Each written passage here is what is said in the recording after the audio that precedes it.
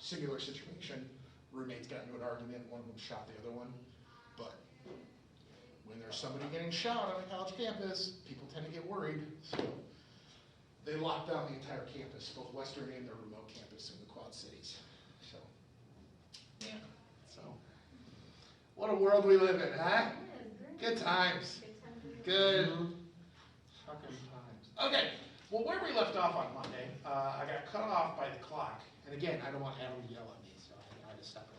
I don't know if you guys have noticed, Adam's the clock watcher. He's the one who always tells me when we've gone over time, because he's got important places to be.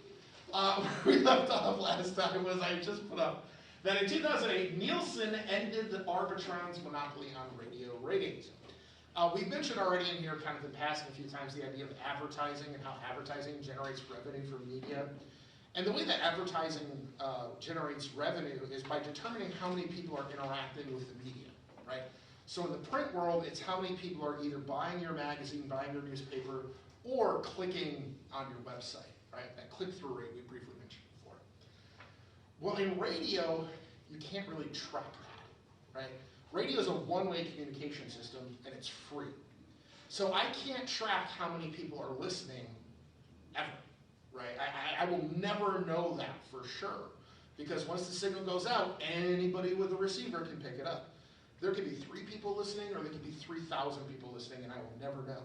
So how do you determine ratings? How do you determine a rating system for a media like that? Arbitron came up with a system several years ago where they rely on self-reporting to determine radio ratings. What they would do is, and I used to get this all the time, it was awesome. You would randomly get in the mail an envelope from Arbitron. And in that envelope would be a little booklet, like a journal, where they add in a letter. And that letter explained that what Arbitron wants you to do is record all of your radio usage for like a week, right? Every station you listen to, what time you were listening to it, record. Every time you hear radio, you're supposed to write down what time and what it is. Do that for a week and send it back in. To incentivize this, Arbitron would send you $5. Right? They give you $5 before you did anything. In that envelope with the letter and the little journal was a $5 bill. So it's like, hey, here's $5. If you send it back, we'll send you another 20. Yeah, sure. I got those all the damn time. And I remember always getting Arbitron booklets in the mail. I've never in my life filled one out. Nor have I bothered to fake it and send it back in. I just went, cool, $5. Threw the rest away, right? So that is how for years and years and years we determined ratings in the radio industry. How do you know what's the top rated show in your market? Arbitron booklets. The problem is, there are a lot more people like me than not like me when it comes to the Arbitron booklets. There are more people who are not filling them out than are filling them out. The ones who are filling them out, how likely is it that they're 100% honest? Not because they're dirty, horrible people, but because every time you start your car, you're going to think, oh, wait, better record this right now. No. You're going to fake it. You're not going to put down what you actually listen to, number one, because that's a habit it's hard to get into, and number two, because you might not want people knowing what you listen to. You might not want to admit what you're listening to. So as a result, Arbitron ratings were always incredibly unreliable and skewed. Right? The number one, when Arbitron was dominating ratings, when they were the only ratings game in town, the number one station in the Rockford market, every year for 12 years. Want to guess what radio station in Rockford was the number one station according to Arbitron? Even what type of music? What would you think would be the number one station in Rockford? We don't listen to radio. Most people think it's ZOK because that's the pop station, right? That's the really well-known pop station in Rockford. Some people even say, oh, it's got to be WXRX, the rock station. Right? No, the number one station for 12 years running was B103. You ever heard B103? Of course you fucking haven't. You're not a 60-year-old woman who's knitting right now. B103 is the light rock station.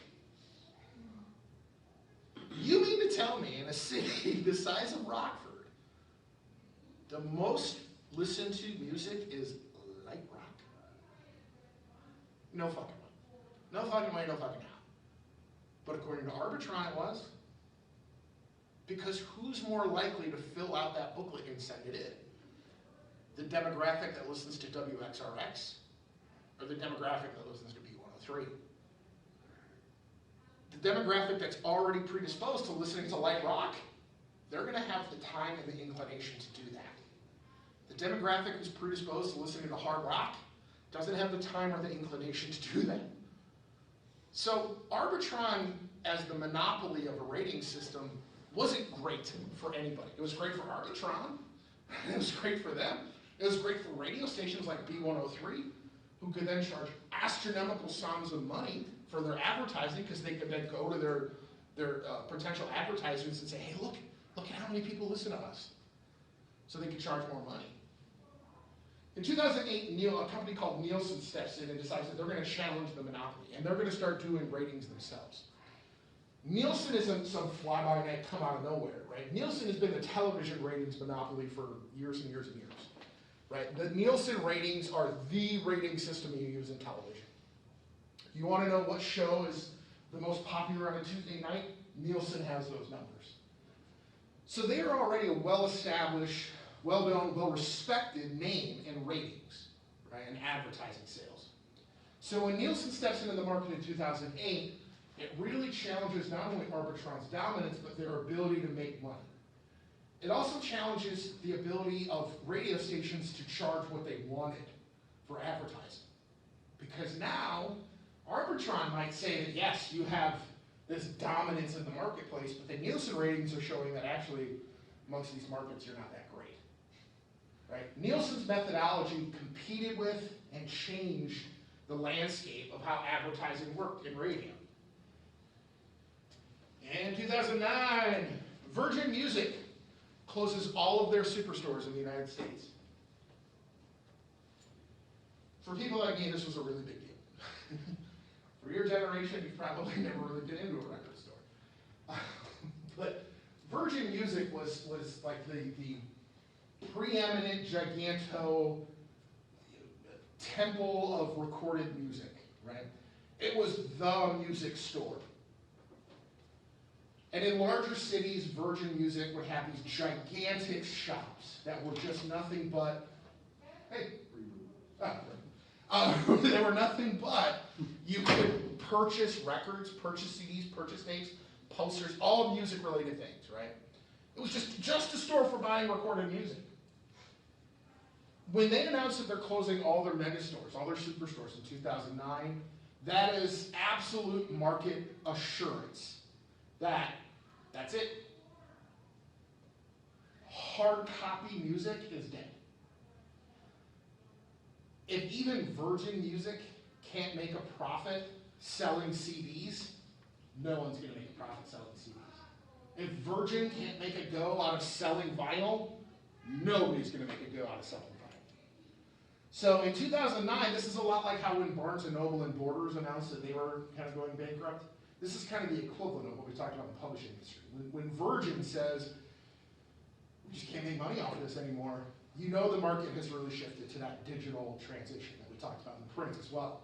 Digital is really clearly the dominant force in the industry as of 2009. In 2012, whoa, hey, slow down there, kids. In 2012, Nielsen buys out Arbitron. And this is one of those themes we see repeating over and over and over again throughout the history of American media. A competitor comes into the market space, they change things up, they shake it up, and then they buy out the competition and become the only game in town. It took 4 years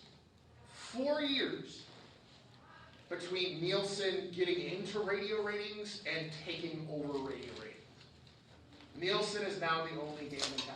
All radio and television ratings go through the Nielsen company. In 2014, Apple buys Beats for $3 billion. I try not to put a lot of emphasis on that because that's a fuck ton of money. $3 billion. I remember when this sale was announced, and the overwhelming response from people was, why? Why in the fuck does Apple care that much about headphones? Why do you think it is? Why do you think Apple bought Beats? Not even for $3 billion, but why do you think they even had interest in Beats to begin with?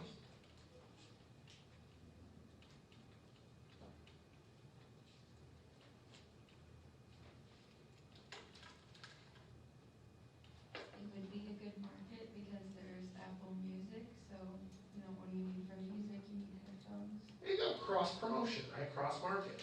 Any other ideas? Let me ask this. Do any of you own any Beats by Dre headphones? Okay, good. Because if you do, I was going to sell you a bunch of other really, really useless shit for a lot of money. Do you guys know that in Beats headphones, they actually put weights inside the headphones to make them feel heavier, to give off the image, give off the idea that they're actually more worth the money they are? Like, they literally just put dead weight in the headphones so it feels heavier, so you feel like you've got a higher quality product. The sound quality produced in a Beats by Dre headset, as opposed to a $20 Panasonic headset you buy at Walmart, is so negligible, unless you have a classically trained ear, you would never know the difference. If I took a pair of $20 headphones from Walmart and I put that logo on it and added the weight to it and put it on, you'd be like, oh, this is amazing. Their headphones are shit. Everyone knows their headphones are shit. They're not shit. They're just nothing special. There's nothing special. They didn't produce any new amazing technology to create those headphones. So why in the blue fuck would a company like Apple spend $3 billion on just branding? Part of the Beats company that didn't get a whole lot of press, and still doesn't get discussed very much, was not just their headphones, but Beats had produced a streaming music service. They created a new algorithm to compete with Pandora and Spotify. And that's what Apple bought. The headphones and the brand identity, that's great, that's nice. What they really wanted was that algorithm. Apple recognized, okay, iTunes is great, people like being able to buy and download music, but we're really losing a lot of market share to people who aren't willing to buy the music, but buy the stream. Apple wanted to compete with Spotify. They wanted to compete with Pandora. And so there's two ways you can compete. Create your own superior product, or buy a different product and repackage it. It's far more profitable to do the latter if you can afford to do it. So that's what Apple did. They bought Beats, which came with the headphones, came with the branding, but more importantly, came with that streaming algorithm that was showing a lot of success, a lot of customer satisfaction. One of the biggest complaints people have about Spotify and Pandora is you start by, like, I want to hear this song. Well, then Spotify and Pandora, their algorithm says, okay, well, because of that, because of your previous listening history, you'll probably like this. Are they right? Sometimes. Not a lot. It's one of the biggest complaints about Spotify and Pandora is that they recommend really shitty music. They recommend stuff that you wouldn't like. We haven't yet figured out how to understand human tastes. Well, when Beats came out with their algorithm, it was a lot more on point. It was a lot more accurate of, oh, you like these things? You'll probably like this. So if you have an iPhone and you go into your music app, you've got your, your library, but you've also got Apple Radio now. And Apple Radio is built off of the infrastructure that Beats had. Apple Radio is Beats Radio, rebranded. Okay. Obviously, Apple felt this is a big market because, holy shit, $3 billion! They spent $3 billion to purchase this, and it's been successful. Apple Radio is competitive with Spotify. It is competitive because they have the brand recognition. People know Apple, they trust Apple, they like Apple. There's a lot of loyalty to the Apple brand. And it works well. Right? So was it a worthwhile investment? I don't know, I haven't looked at the numbers. Seems like it. Seems like that's $3 billion well spent. Right? So where does the radio industry and where does the audio medium go from here? Well, we've already kind of talked about it, right? There's no need for another slide. We can suss this out pretty easily. It goes digital. It goes entirely digital. It's really hard to find somebody who purchases CDs anymore. Vinyl made a little bit of a resurgence a few years ago. You had people who were like, yeah, now get back into vinyl. But that's cyclical. That's already fading, and it's going to continue to fade. And about 10 years from now, people get really excited about vinyl again. And then it'll fade, and then 10 years after that, people get really excited again. I don't know why nobody's all clamoring for tapes to come back. Tapes are fucking great, man. You know, that was a real art, making a mixtape. That was a skill. You know, where you like, because you had to not only figure out the playlist, right, which you can do digitally, because you guys are lazy, but I don't know, moving around. You had to not only figure out the playlist, but you had to time it out right. You had to actually record in real time, so it showed real care. Right? If you made somebody a mixtape, you put some fucking work into it. You make a playlist, and it means nothing. Your generation has lost all sense of romance. Shame on you. So every once in a while you get this resurgence of like vinyl love. But CDs, no one gives a shit. That's never coming back. Tape, that's never coming back. Digital is the only future there is for the audio medium. Which is great in a lot of ways. Not only is there the convenience of access that we talked about, right? I can be anywhere in the world with an internet connection and get almost any music I want. That's awesome. The other really significant upside is kind of piggybacking off that Barry Gordy idea we talked about before. It's revolutionizing access to the recording industry. With just this shitty laptop that I'm running PowerPoint off of right now, I can produce really, really high quality music. And I can put it out to the world from my living room. Right? There's an artist right now, AJR. Right? I don't know if you guys have ever heard of them. They write, produce, and distribute all of their music from their living room. It's two brothers who live in New York. They're platinum selling artists right now. And they do everything from a laptop. You know, Barry Gordy revolutionized the music industry when he bought old multi-track recording equipment and renovated a church and turned it into a studio. Everywhere is a studio now with digital. I don't need to know anything about how to play an instrument to make music now, because the digitization makes everything easier, right? The access to creating is never been easier. And it's gonna get easier and easier as time moves on.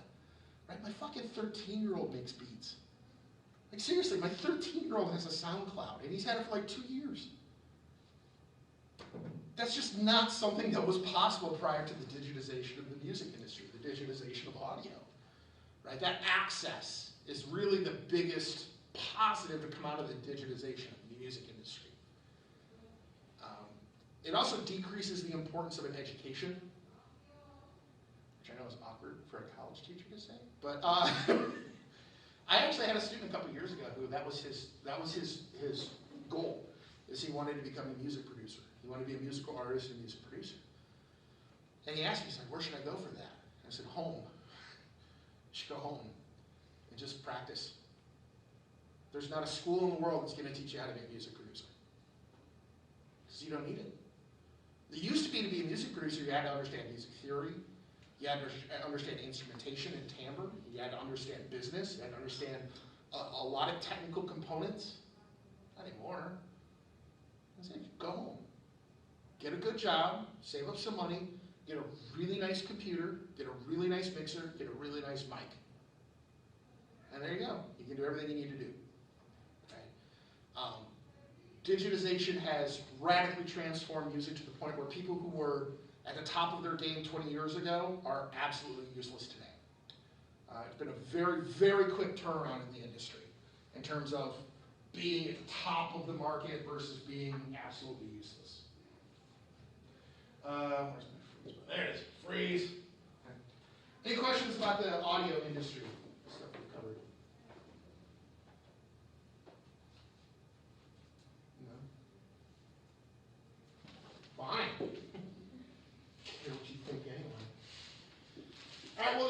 gets me into the really fun stuff. And we can start talking about visual media, yay! Stuff people actually care about. Again, we're growing in popularity. Nobody gives a shit about print. A couple people care about music, but everybody watches movies and television, right? We're actually going to include photography in here as well. Not because photography is this significant, important field in modern America, but because you cannot have television or film without it. The earliest television and the earliest film was photography. It all begins there.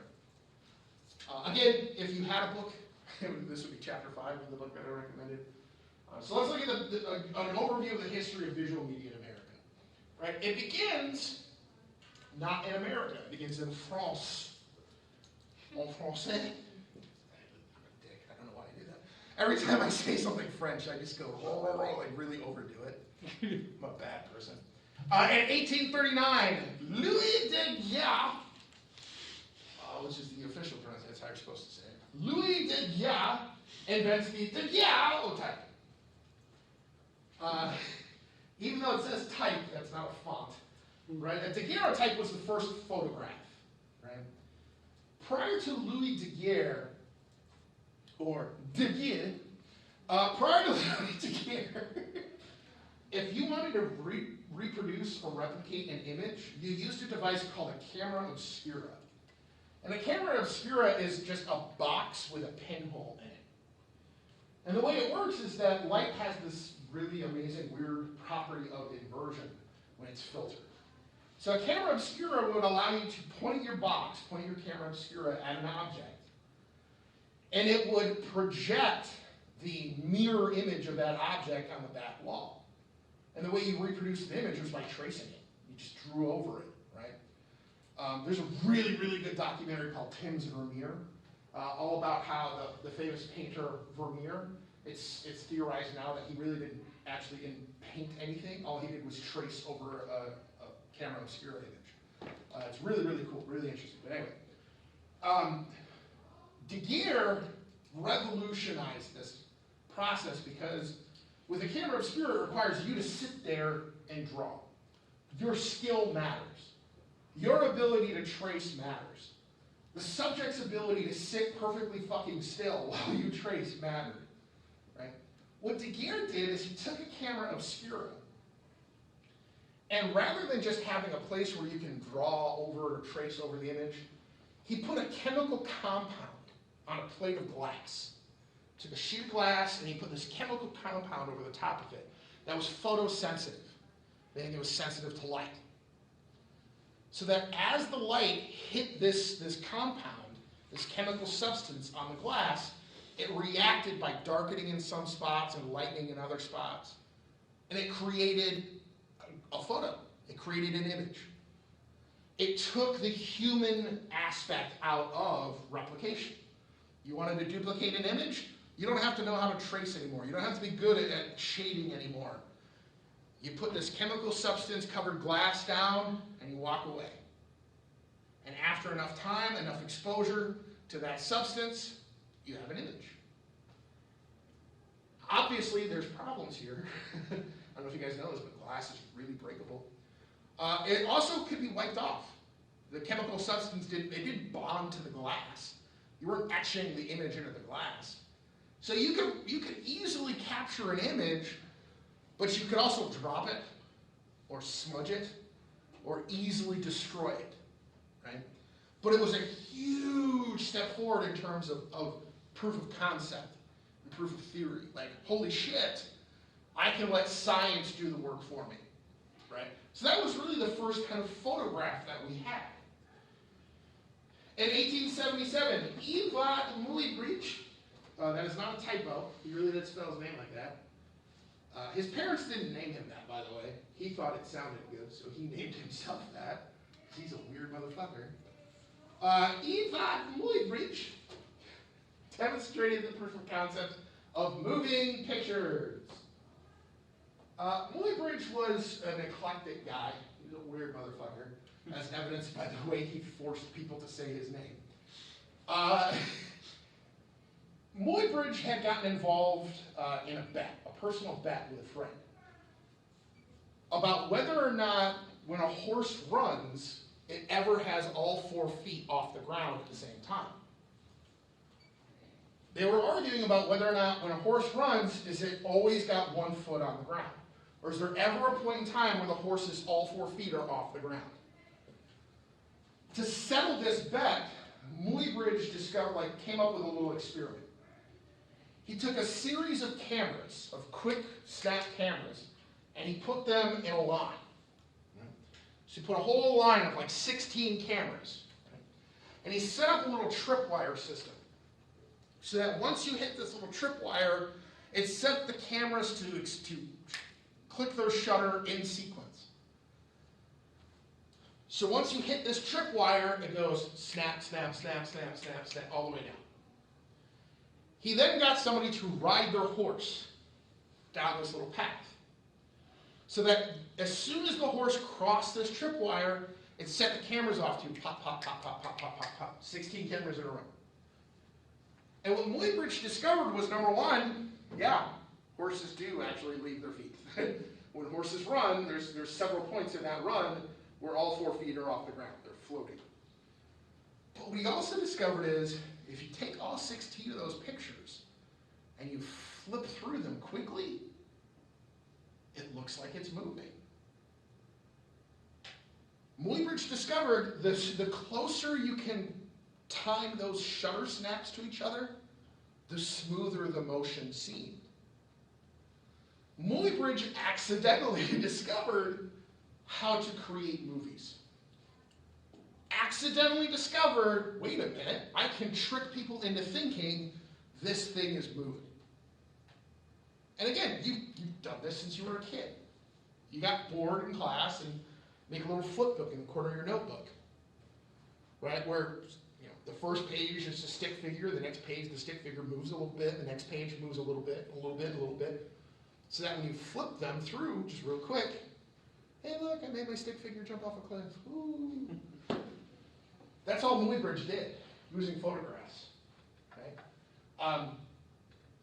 Muybridge was not an innovative filmmaker. He was not a storyteller. He was just a weird motherfucker who was trying to settle a bet. But in doing so, started the foundation of every movie you've ever seen, every television show you've ever seen. To this day, in the year 2020, where we have cameras that can shoot in 8K resolution, IMAX quality, all the fanciest shit you've ever seen in your life, still operates off of that basic principle. You take a bunch of pictures and you show them really, really fast. That's all movies are, is tricking you into thinking there's movement. In 1888, George Eastman patents the roll of film.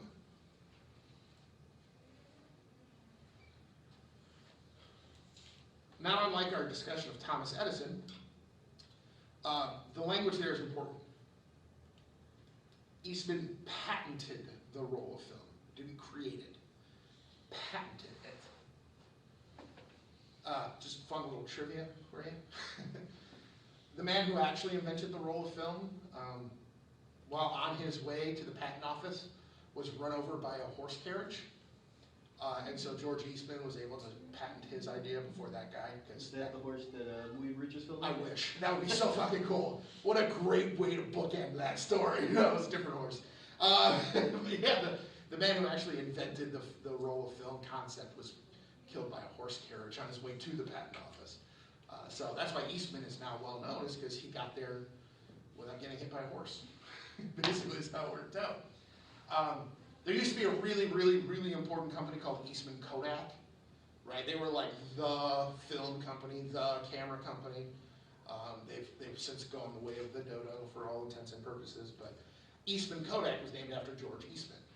What Eastman discovered is, not only can you take Daguerre's concept of chemical emulsion, all right, that light reactive emulsion to do your job, but if I put it on a flexible plastic, I don't have to change a plate every time I want to take a picture.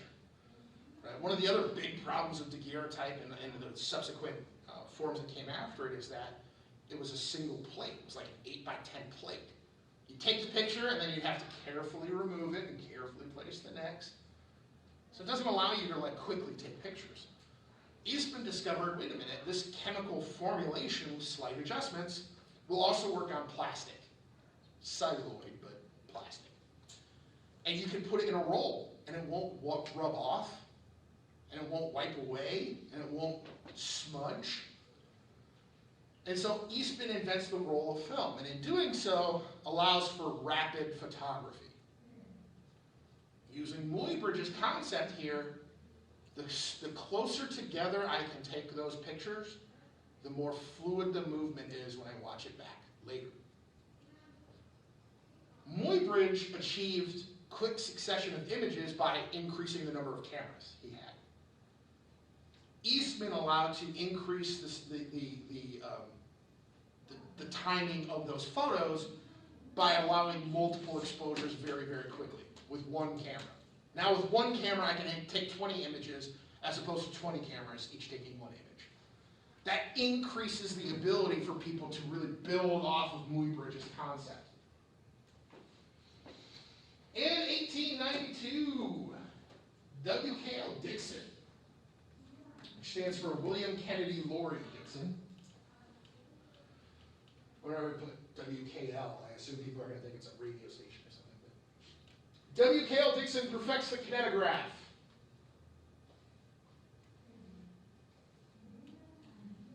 Of all the reasons I despise Thomas Edison, not least of which is because of William Kennedy Laurie Dixon.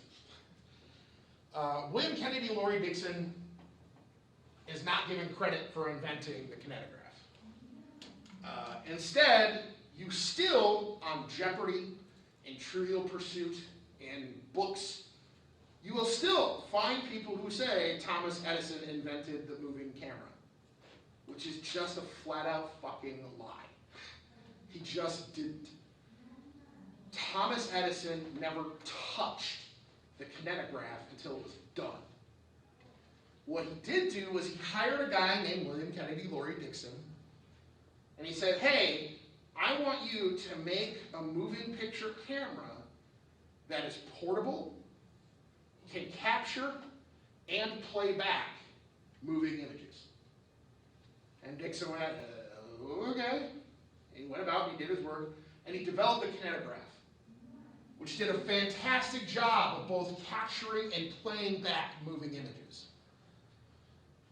But it was a 500-pound box, so it wasn't exactly portable. Right? Didn't really nail that part of Edison's requirements. When Dixon invents the kinetograph, when he perfects the kinetograph, now we're going to take the concept from Muybridge, we're going to take the chemistry from Daguerre, we're going to take the application from Eastman, and we're going to put it all together.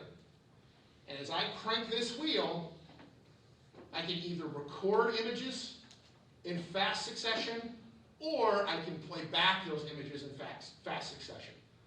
I now have movies. The motion picture is born with the kinetograph in 1892. Not by Thomas Edison. His bitch ass had nothing to do with it, and I'm putting a stop to it now. No fucking more. Go forth from here, my friends, and scream it from the mountaintop. You see a billboard that's like, ingenuity, pass it on, and this picture of that fuckhead, I want you to burn it. I want you to get a big-ass fucking bottle of booze and shove a rag in it, light that shit on fire, and huck it. Because that motherfucker, ooh, Edison and Columbus are the two historical figures that get all this fucking praise for nothing. Nothing. Swear to God, in 100 years from now, people are going to be like, we should have Thomas Edison Day. And my ghost will rise from the fucking ground to create havoc at the thought of celebrating that piece of shit. So like I said, in 1895, see, this is what we don't get on Zoom. You don't get my passion, right? It doesn't come across as well in digital. Sometimes I forget I'm recording, and then I put this on YouTube. It's like one day somebody's going to like randomly stumble across this and be like, what the fuck? That guy's got problems. In 1895, the Lumiere brothers premiere their first film. And they're French, so it is pronounced lumière, like the candle thing in Beauty and the Beast. Lumière. The Lumière brothers are bicycle makers in France, which makes me wonder what kind of a person goes into bicycle making, because the other famous bicycle making brothers in world history were the Wright brothers, who created the first airplane. So I feel like I should, like, A, learn bicycle making, and B, talk to my brother more often. So apparently, like, if you make bikes with your brother, you do great shit. I don't know. The Lumière brothers in France in 1895 premiered their first film. They didn't invent the roll of film. They didn't invent the idea. What they did is they took the concept of the kinetograph, the exact same idea, right? A roll of film, when recorded in quick succession, allows for the image of motion, the illusion of motion. They took the kinetographic idea, and instead of trying to play back that footage in the same device, it was just to record. And as a result, the Lumière brothers' camera was really small, like yay wide by yay deep by yay high, right? Because of that, they got what Edison originally wanted. They got portability. And so the Lumière brothers would take their camera all around Paris, and they would record what we now call actualities. Right? And actualities were just simply the Lumière brothers filming people doing normal everyday shit. One of the first films they premiered was called Arrival of Train at the Station. And it consisted of the arrival of the train at a station. That's it. There's no plot, there's no character development, there's no special effect. It was literally just like, and here it comes. All right, we got it. Good job, guys. Print it. Put it in the theater. That's all it was. Men tearing down a wall. It's just men tearing down a fucking wall. The Lumière brothers weren't doing this because they thought, oh, this is art. It was pure science for them. It was pure science for them. And as a result, as what often happens when an important and incredible technological advancement comes out, people were ambivalent. The people of France didn't see this and go, oh my God, this is amazing, this is the future. They went, well, but why? What? I don't know. What are you going to do with that? The fuck? So the Lumière brothers invented the modern film camera. They invented motion pictures for all intents and purposes. But they didn't get rich. They didn't get world renowned. It's not like they overnight became the biggest thing in France. They invented some cool new technology that most people just didn't understand. Right? Okay, one more slide before we in 1902, what's that? I've seen this one, huh? You fucking better have. In 1902, A Trip to the Moon premieres. Or, en français, La Voyage de la Lune. No? Is that off? Did you take French? Oh. So you're just judging me out of ignorance? That's nice. I appreciate it. I don't know French, but I know that sure shit ain't French. A man named Georges Méliès premieres his film of A Trip to the Moon. And again, it's French, so it was called Le Voyage de la Lune. There's a lot of silent letters in French. Really, you just kind of got a jarble thing. Georges Méliès premieres A Trip to the Moon in 1902. And this is the first movie, I guess you would say, of critical success. Right? Of critical success. It's not the first time a human being put images on moving film, and it's not the first time a person captured moving images in a story. It's that this is the first time that it really makes a huge cultural impact. To this day, you can watch Voyage to the Moon, or Trip to the Moon. Go on YouTube and Google Trip to the Moon. It's been restored and remastered 6 bazillion times. And you can still watch it to this day. Every science fiction film you've ever seen in your life is just a replay of Trip to the Moon. Every one of them. Georges Méliès pioneered effects. He pioneered editing techniques. He pioneered not a lot of shooting techniques. He was very basic in that kind of stuff. Pioneered storytelling. Méliès was a showman, right? The Lumiere brothers were scientists. They were mechanics. They were engineers. Méliès was an artist. And he saw the Lumiere brothers' actualities and went, holy shit. One of the biggest frustrations of performers is that every performance is different. If you're in a play and that play runs 14 shows, you've got 14 different performances. And one of those performances might be fucking amazing. And the other 13 are all right. And you really, really, really, really, really hope that the people show up for that one really fucking good performance.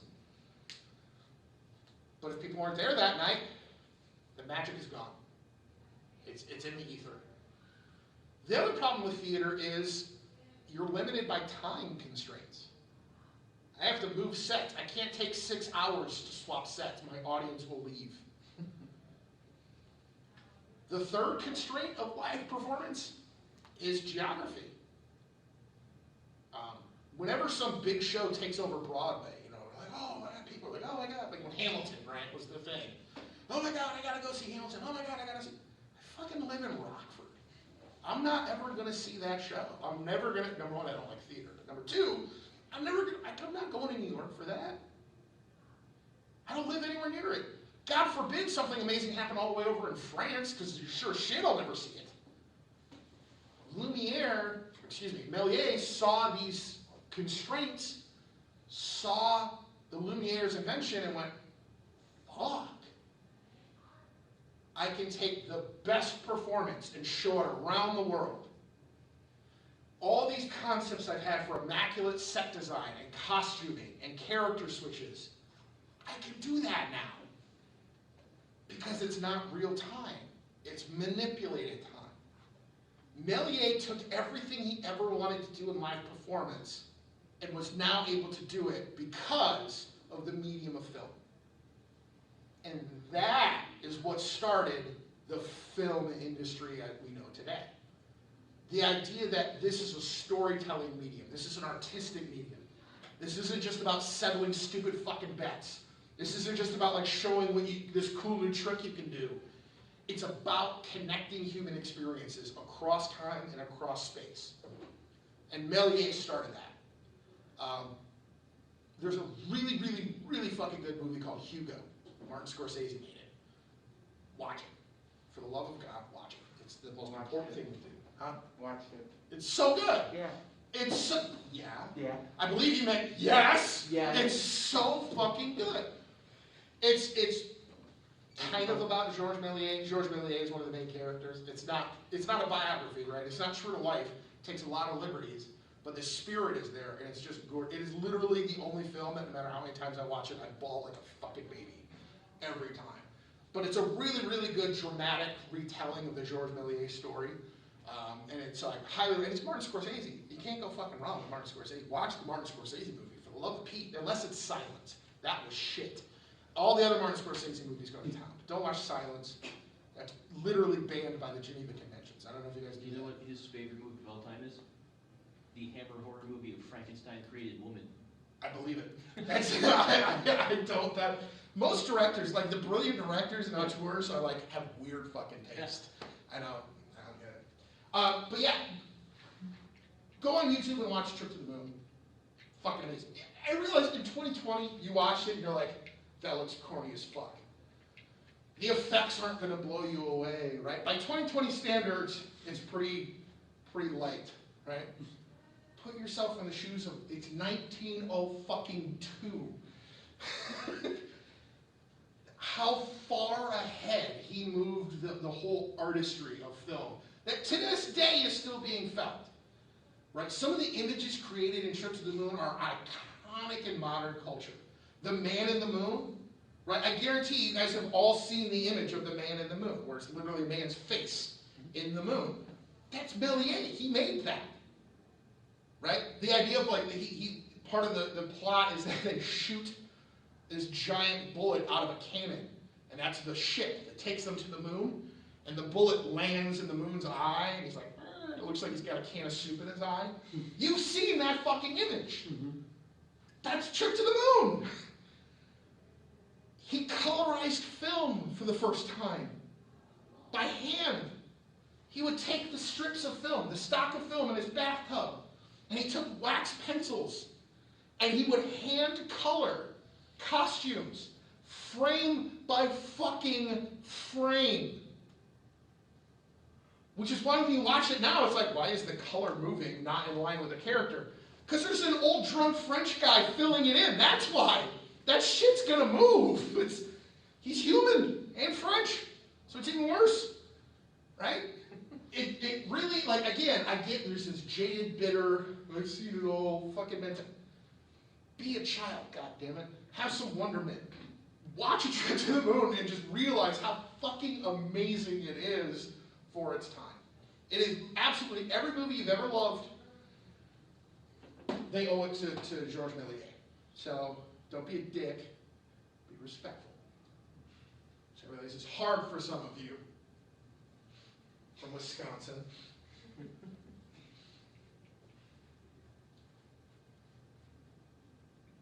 Is that right? I don't know. Okay. All right. Well, it is definitely. Yep, it's 10:50 on the dot. Man, I'm good. I am so good. Friday, we will continue on with more of the visual timeline. More of me just randomly yelling about historical figures. Probably more of me threatening men for no apparent reason. I don't know. We'll see. We'll see where life takes us. Don't get the Rona.